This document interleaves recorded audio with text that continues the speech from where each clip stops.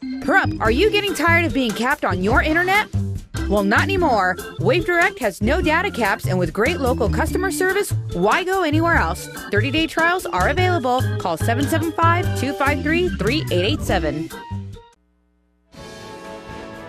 News 46 is brought to you by Comfort Hospice Care, where we give our patients and their loved ones peace of mind, knowing we provide the highest quality of care 24 hours a day, 7 days a week. For more information, call 751-0349. News is also brought to you by Inspiration Senior Living, where we provide affordable elegance to Pahrump area seniors. Give us a call at 751-2300 and make an appointment to tour our community. News is also brought to you by Half Price Lawyers, the only law firm in Pahrump with a low price guarantee. Located at 41 North Highway 160, Unit 11. Call 400-0000.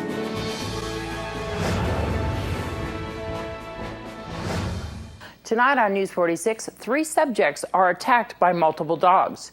Meet the new Chamber CEO, and Valley Electric breaks a record for school supplies. News 46 starts now. You're watching KPVM News 46 with Deanna O'Donnell.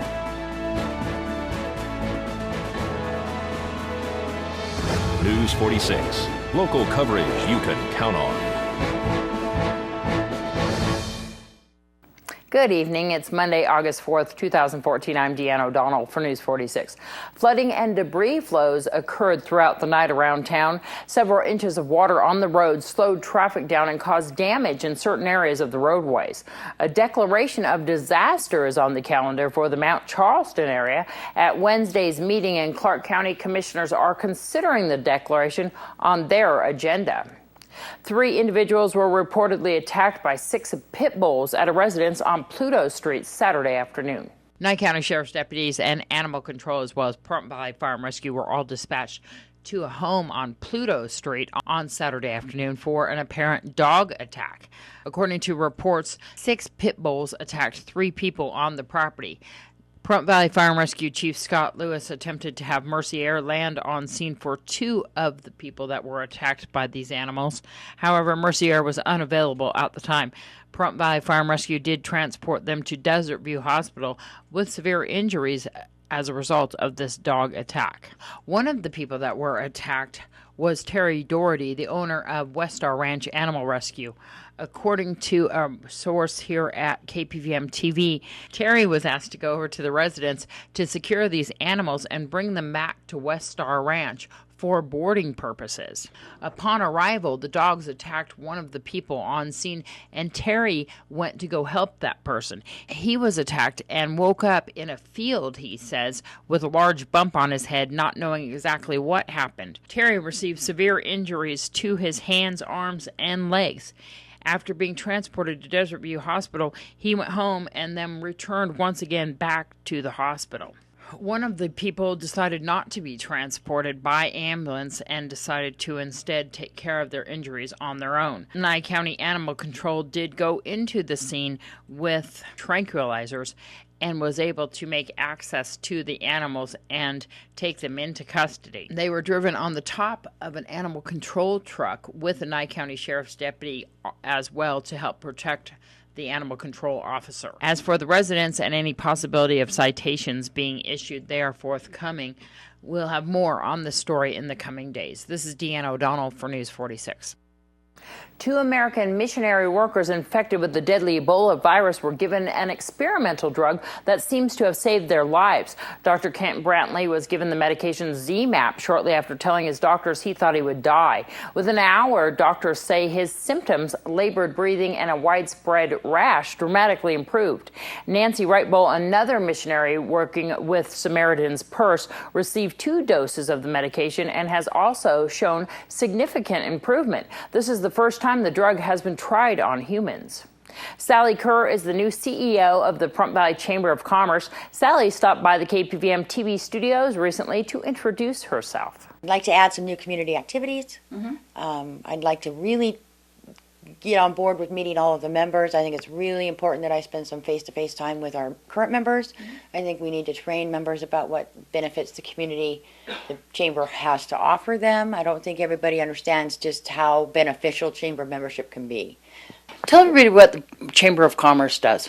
What the Chamber of Commerce does is unite businesses to support them in their business endeavors. So we look to a membership, they join us, we help promote their business, we provide them with advertising that might not be available to them on an individual business level. We try and support them in other ways too. If they need staff training, we would send them to, like the Communities Coalition that would do those kind of things. We can help by getting them into InCredit to do, if they need business plans or financing to open a second location or things like that. A clearinghouse for their needs are one thing that we can help with. Of course, we also have lots of individuals that come in that want relocation information or just information about Pahrump overall. We get everything from what the call letters of the TV station are to, where's the best ATV trail. And so we have access to information on all of our members that we give out if someone comes in from the community. Lots of people know to come to the chamber first to get a good map. All kinds of things they do.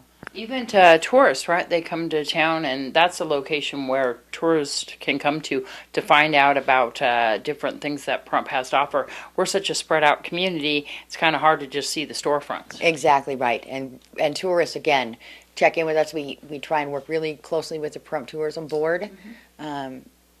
Get that information out. Of course, we keep current on all of the tracks and flyers and information available at community events. What's coming up next for the chamber? Well, the next we were moving into our election season along with the general election season. So the next thing for the chamber, we're going to be asking 2 members to step into a nomination committee so we can get our nominations for officers done. We'll be having our installation dinners. We'll be having our elections. Our Christmas party is coming up, and then we'll have our installation dinner for those new officers. So right now we're concentrating on getting those functions, and then don't forget the Balloon Fest, which was a huge success last year. It's going to be growing this year. It's already scheduled for March. For more information on the Pahrump Valley Chamber of Commerce, how can they give you a call or website? The phone number is 775-727-5800, and the website is PahrumpChamber.com. When we come back from this break, we'll have your Desert View Hospital health tip. Pahrump, are you getting tired of being capped on your internet? Well, not anymore. Wave Direct has no data caps, and with great local customer service, why go anywhere else? 30-day trials are available. Call 775-253-3887. This portion of the news is brought to you by Integrity Taxi. Reliable, safe, and fun. Call Integrity Taxi at 751-1111.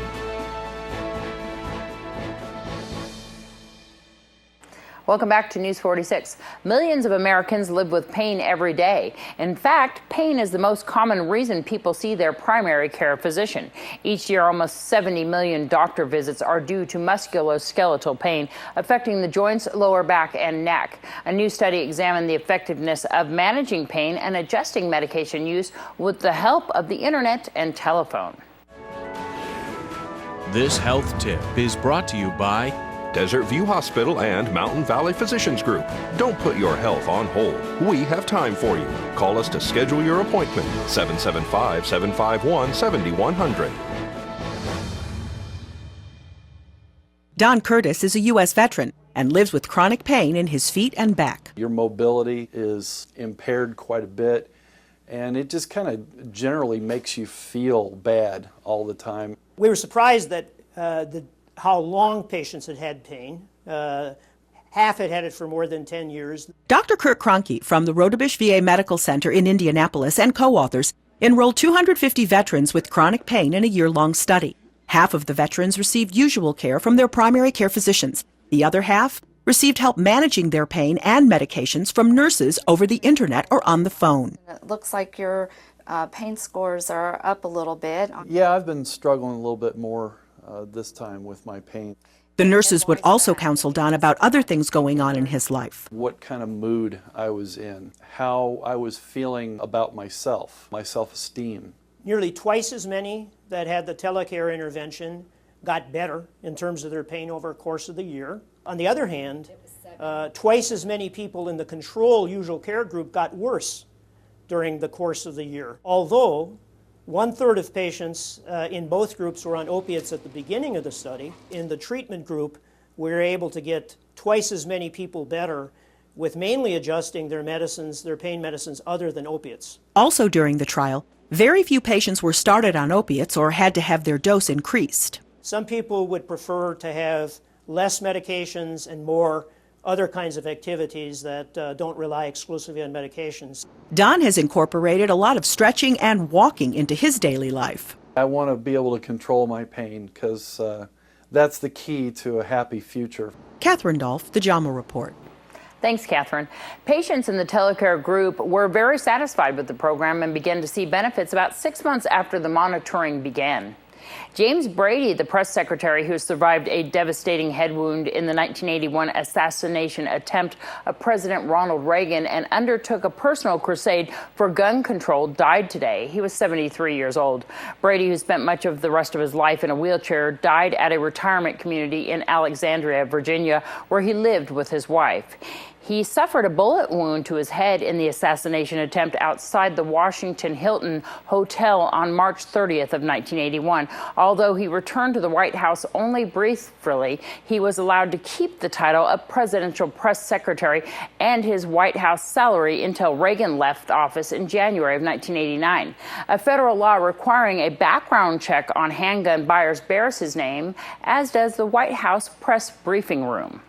This Saturday, Valley Electric Association held their annual Fill the Bucket Truck School Supply Drive. We're collecting supplies for all the way from Sandy Valley, which is in Clark County School District, all the Pahrump schools, including we're going to go to schools are going to Beatty, going to Armagosa, and we're also going up to Fish Lake Valley.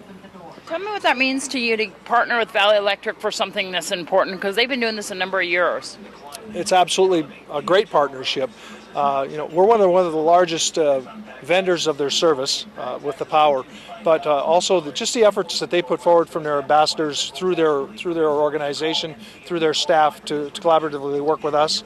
I can talk to just about anybody at Valley Electric, and they'll listen to the things I propose and talk to them about. This is just one of the many services or outreaches that Valley Electric provides to our community.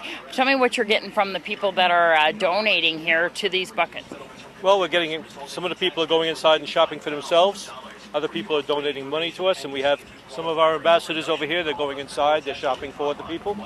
And again, we have a list of supplies that the school district deems are necessary for our students, from pencils to erasers to three different subject notebooks, pencils, rulers, crayons. We have glue. We have a whole list of items that the school district deems necessary. You even got LCD Lucy out there. We do. Yes, we have a little bit of everybody here today. It has been starting out slowly, but it's picking up now, and we hope to beat our record from last year. I believe it was 21 or 22, I'm not sure, from last year, and we're hoping to beat that this year. Our students need it. Do you know how many so far? At this location, we're on our 4th bucket, so I don't know about the other locations. And of course, you got the bucket truck out here for everybody to take a look at and find out all about. Oh, yes. This is our pride and joy. This is one of our new vehicles. If people couldn't make the school supply drive today, can they still donate at Valley Electric Associations? Yes, they can. And they can drop it off at Valley Electric at our main office, and we'll get them back to the schools. And they'll drop it off the way I understand it at these individual school offices. But we're going to go and take our supplies that we received today, and we're going to sort those for the schools on Monday morning. And if people would like to donate, what's some of the other items that you might recommend? Well, actually the easiest thing, to be honest, is if they make a cash donation, we can put it towards the items that are of need as they go through and look at what items they have and what items are they short of. For example, the hospital, the health fair, I went in and made a cash donation because I didn't know what they needed. Megan Kowalski just come to me and said, we bought every pencil box that Walmart had because that's what we didn't have. And I didn't know that, but I just gave a cash donation. And again, at the district office, and this is any time throughout the year, if you feel the need to give, you can bring in the supplies or you can bring in the donation and we'll get it to the kids that need it. And for more information on Valley Electric Association, they can give you a call. Stop on by the office on Highway 372. They certainly can. We have our customer service representatives that are waiting to talk to them. We'll have more on tomorrow night's broadcast with Superintendent Dale Norton. The totals have come in for the Valley Electric Association's annual Fill the Bucket Truck School Supply Drive. Saturday's event raised a record 31 buckets of school supplies, equivalent to 449.5 cubic feet. VEA ambassadors will sort and distribute these learning materials to 11 schools in VEA's service territory. This year's donations surpassed the 2013 record of 22 buckets, or 319 cubic feet of school supplies collected during the event. More local news when we come back from this break. Today's news is brought to you in part by Dr. George Leeks, Pahrumph's optometrist since 1990, offering full-spectrum eye care for children and adults. Call today, 727-8300. Welcome back to News 46. Well, we have a very special congratulations out there. A wedding was held yesterday, and we want to wish a very special congratulations to a happy couple, Michael and Karen Elam, Karen Potts formerly, who were married yesterday by Judge Kim Wonker at Desert Greens. The couple had a Hawaiian-style wedding surrounded by family and friends. They plan to make their home here in Pahrump. Once again, congratulations to the happy couple.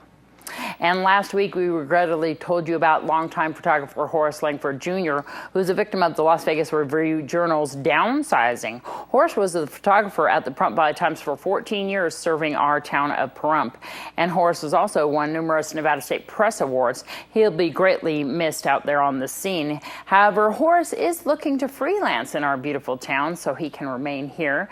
And if you're looking for a photographer for your wedding, family, holiday, business, sports, or any other type of professional photography, now is the time to secure the pro. You can call Horace Langford Jr. at 775-513-8987. That's 513-8987. And let's join Bill Mueller with today's First Business Brief. This is the First Business Brief for Monday, August 4th. I'm Bill Mueller. How does the jobs picture look? The 209,000 jobs created in July add to a string of mostly positive news about the economy. The unemployment rate did tick up, though, to 6.2%. Other good news in the mix, manufacturing has been making some good strides. In July, American manufacturing expanded faster than it has in more than 3 years. The jump was more than was expected. U.S. factories picked up lots of new orders for goods, and they hired more people. Procter & Gamble is shedding over half its brands. The consumer products giant is scaling down operations and will focus on just 70, maybe 80 brands like Tide detergent or Pampers. P&G will create a faster-growing, more profitable company that's simpler to operate. P&G shared the news along with its latest earnings, which revealed net sales did drop last quarter. That's the First Business Brief for Monday. I'm Bill Mueller.